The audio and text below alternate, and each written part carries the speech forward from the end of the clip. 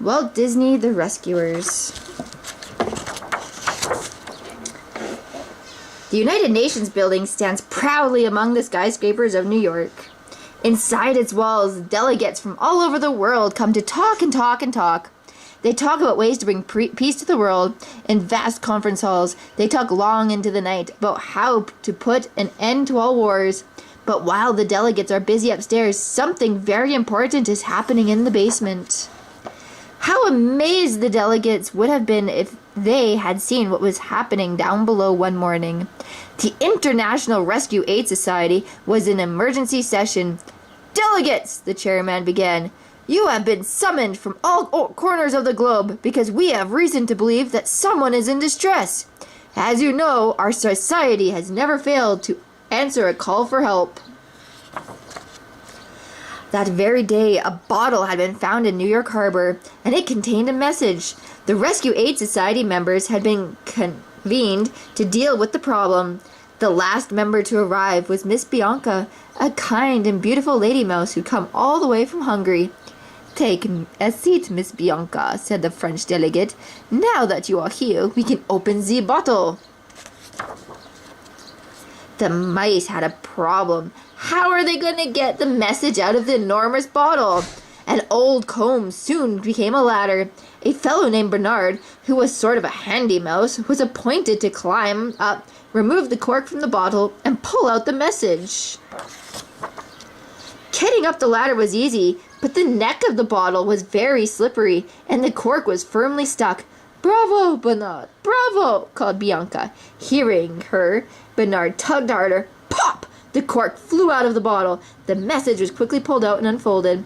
Miss Bianca read the message, which was faint and water-spotted. "To Morningside Orphanage, New York. I am in terrible trouble. Help, Penny!" "Poor child," the chairman mouse sighed. "How can we ever find her? It certainly won't be easy."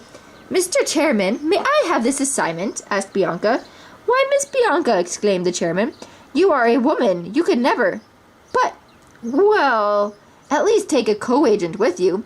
Bianca pointed to Bernard. "I choose Mr. Bernard," she said. Bernard was so surprised he almost fainted.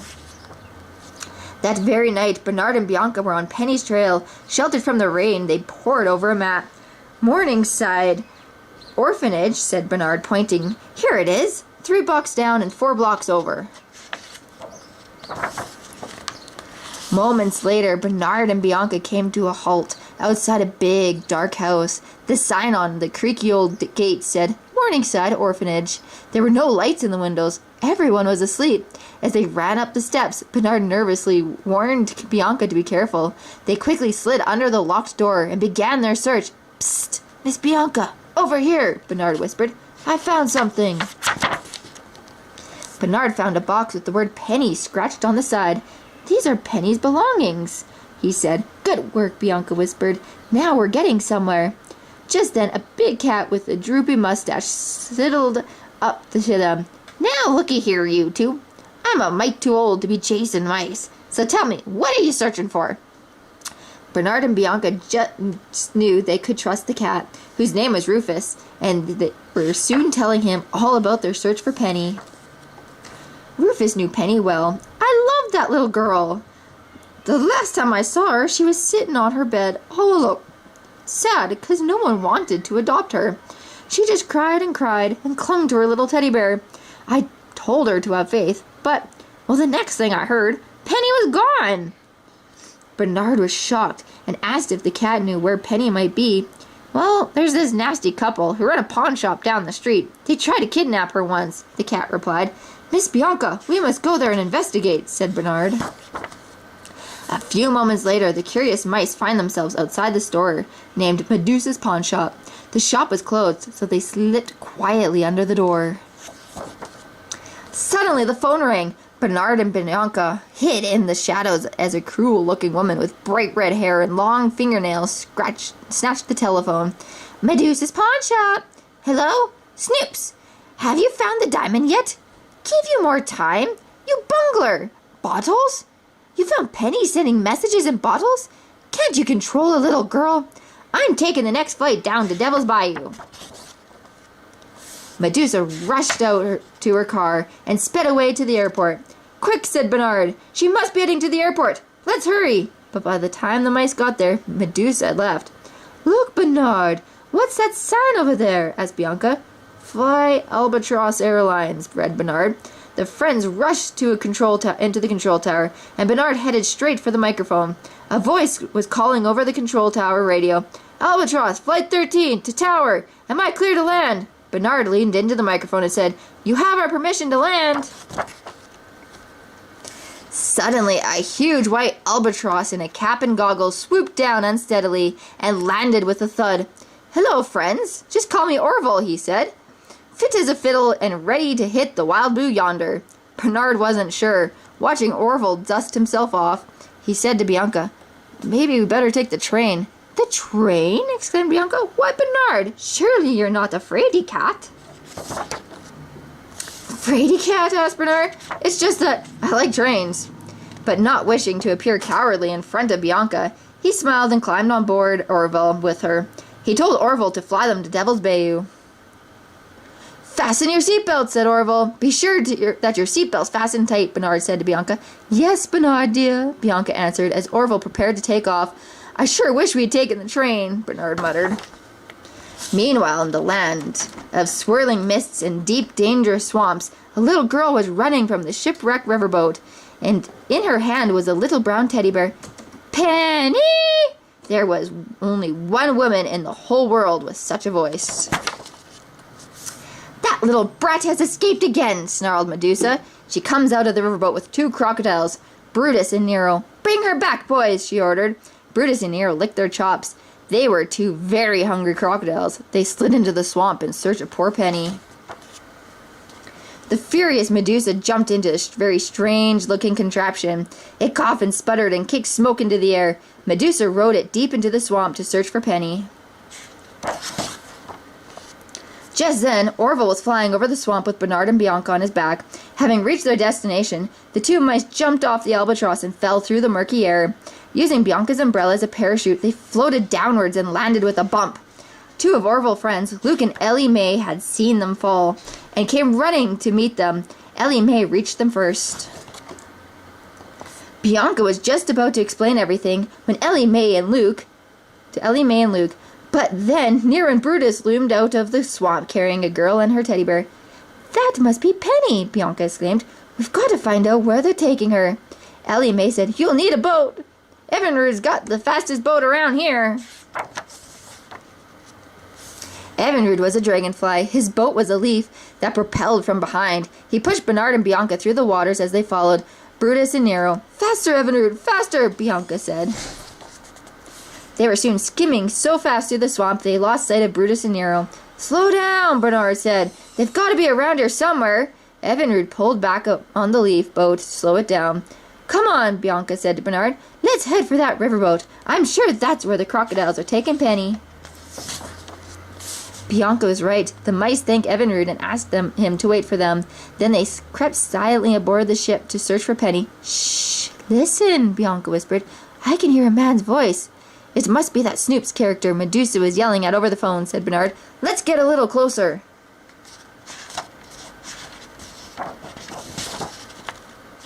The 2 mice peered through a window. "So, you tried to run away. Well, it didn't work, did it?" asked Snoops. "Now you behave, or I'll let Brutus and Nero have your old teddy bear."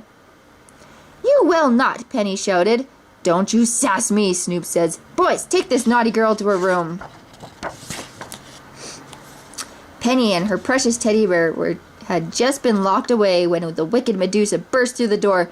"Where is she?" screamed Medusa, her eyes flashing like knives. "Where is she, you bungler?" Where is she?" stammered the very nervous Snoops. "I sent her up to her room." Medusa flew up the stairs 3 at a time, then paused outside Penny's door. "If I'm nice to Penny, maybe she'll do as I ask," thought the woman slyly.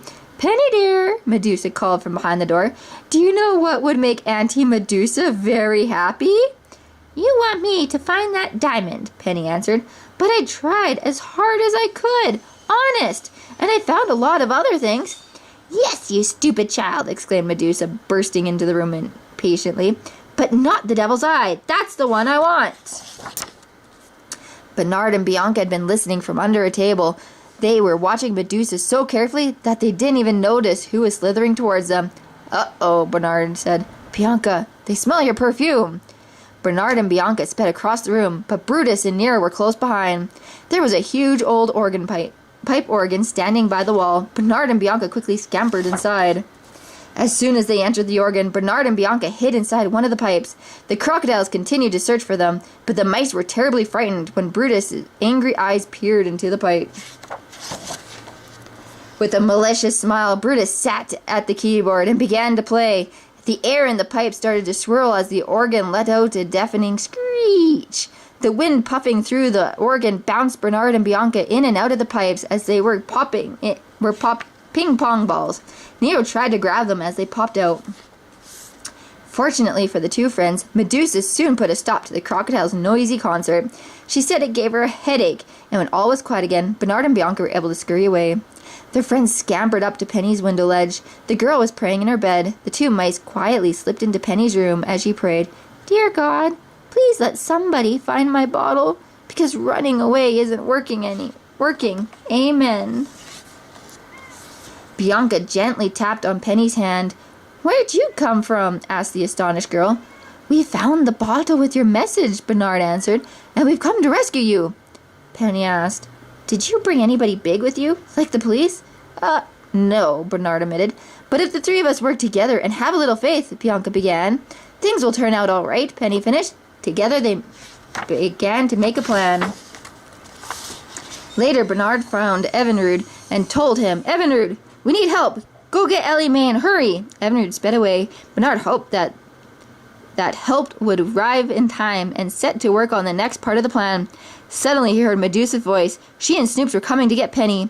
Bernard and Bianca quickly hid in Penny's pocket so that they could go where she did. Medusa and Snoops took Penny into a dark cave. Its entrance was too small for Medusa or Snoops, but Penny could just fit into it. Medusa grabbed Penny's teddy bear and shoved the girl towards the cave. "You get down there and find that diamond," she shouted, "or you'll never see this teddy bear again." Penny was lowered into the icy cold cavern. Bernard and Bianca climbed out of her pocket so they could help her. Penny told them that pirates used to hide stolen jewels in the cave. One of these jewels was the famous Devil's Eye, but she hadn't been able to find it. Perhaps the pirates had hidden it inside or beneath something. Just then, they saw a glint of a light shining from inside an old skull. Bernard and Bianca climbed inside the skull. "Holy mackerel," said Bernard. "That's it! The Devil's Eye!" Bianca agreed. But the skull was stuck in the ground, and the diamond was too big to fit through the skull's eyes or nose. How could they get it out? Suddenly, Penny had an idea. During her visit to the cavern, she had discovered an old sword. It would be just the thing to pry open the skull. Penny slipped the sword between the skull's teeth and pulled with all her might. "What's taking so long?" Medusa cried. "You get that diamond, or you'll never see daylight again." Meanwhile, Penny felt her shoes fill with water. The tide was coming in. The skull's jaw popped open. Penny grabbed the diamond. Penny scrambled back into the bucket, and so did Bernard and Bianca. Once again, they hid in her pocket. As Snoops pulled them up, Medusa urged him, "Faster, faster!" "Oh, at last, the Devil's Eye! Filled with power for its owner," cried Medusa. "And it's all mine." "Why, half of it's mine, you double-crossing crook," Snoops said quickly. Medusa dashed towards the boat, with Snoops running close behind. Brutus, who had followed Medusa to the cave, picked Penny up and followed Medusa and Snoops. In the confusion, Bernard and Bianca slipped away. Meanwhile, Evinrude had finally reached Luke and Ellie Mae. The two swamp mice rallied their friends to help Penny, Bernard, and Bianca. They came charging towards Medusa's riverboat. At the riverboat, they met Bernard and Bianca, who led the swamp folk up the gangplank. The first thing to do was take care of the crocodiles, and Bernard and Bianca had a plan for doing that. And what a plan it was! In the riverboat was a huge iron elevator. The elevator had bars like a cage. Bianca squirted some of her perfume at the elevator, and the crocodiles headed straight for it, as they had done before. "No!"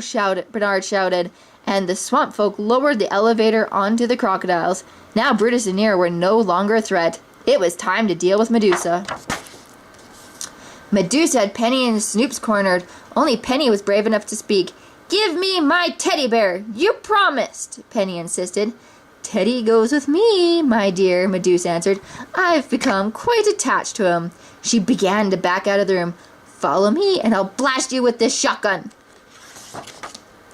Elsewhere on the boat, the swamp folks had found some fireworks, which Snoops sometimes shot into the sky to signal Medusa during her trips deep into the swamp. Luke and Ellie Mae lit the fuses of the fireworks. Medusa was still backing away from Penny and Snoops as Bernard and Bianca stretched a wire across the doorway behind her. As they had planned, the wire tripped Medusa and she fell backwards. Her gun went bang! The fireworks exploded into the air, and Penny's teddy bear flew out of Medusa's hands. When the bear hit the floor, the seam on its tummy split, revealing the devil's eye.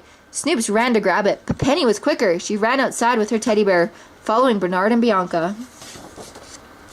The whole gang climbed aboard Medusa's swamp boat. Penny started it up, and it charged noisily across the swamp.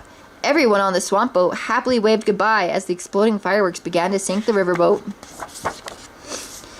It wasn't a pretty sight. Snoops was bobbing in the water, and as for Medusa, she clung tightly to a smokestack, protesting loudly about her lost diamond. "We did it, Bianca," Bernard said.